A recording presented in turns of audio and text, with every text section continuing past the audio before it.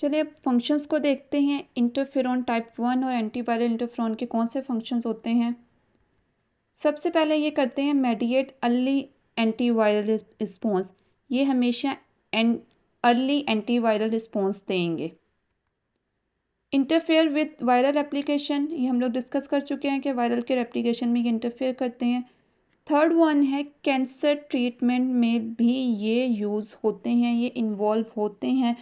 बेटा इसमें कौन सा यूज़ होता है, इसमें जो हमारे पास इंटरफेरॉन अल्फ़ा है वो यूज़ होता है in cancer treatment because it act as a biological response modifier. Biological response modifier by triggering the immune system और activate the immune system to kill the tumour sales.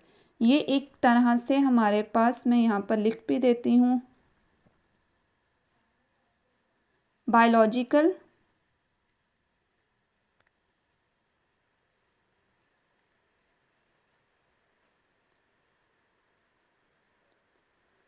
Response modifier act करता है।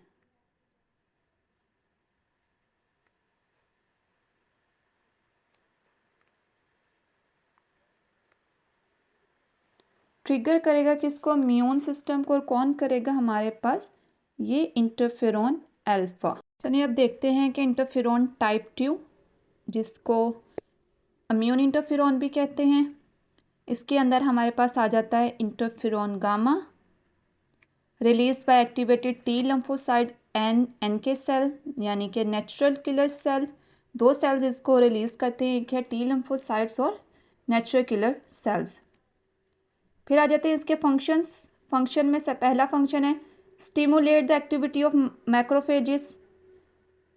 Interferon gamma जैसे ही release होगा वो क्या करेगा, वो उनको दो सेल्स रिलीज करेंगे, टी लिम्फोसाइट और NK cell, natural killer cell, जाके ये स्टिमुलेट करेंगे मैक्रोफेजेस को। मैक्रोफेज को क्यों स्टिमुलेट करेंगे, ताकि वो जाके ईट कर सके, फाइट कर सके जो भी वायरस का अटैक हुआ है।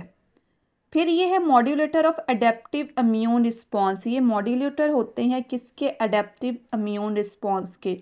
अच्छा बेटा यहाँ पर एक पॉइंट को नोट करें, टी सेल्स और एनके सेल्स, यहाँ पर ये जो, मैं कलर चेंज कर लूँ, ये जो दो सेल्स हैं they are not affected by any viral attack. इनके ऊपर वायरस का कोई भी अटैक नहीं होता, इसी वजह से ये क्या करते हैं, ये प्रोड्यूस करते हैं किसको, इंटरफेरॉन गामा को। फिर ये जब इंटरफेरॉन गामा को प्रोड्यूस करेंगे, नेक्स्ट ये जाके एक्टिवेट करेंगे किसको, मैक्रोफेजेस को। ये एक्टिवेट करेंगे मैक्रोफेजेस को और दूसरे इम्यून सेल्स को कि आके वो फाइट करें, वो लड़ सके और उसका जो भी, जिस चीज़ का भी अटैक हुआ है उसको ख़त्म कर सके।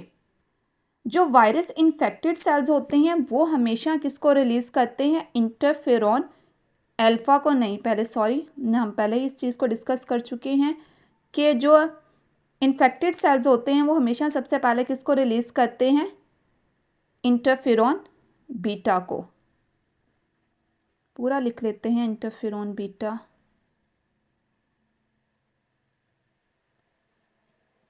इंटरफेरॉन बीटा सबसे पहले ये रिलीज़ होगा, फिर उसके बाद वो दूसरा रिलीज़ करते हैं इंटरफेरॉन अल्फ़ा।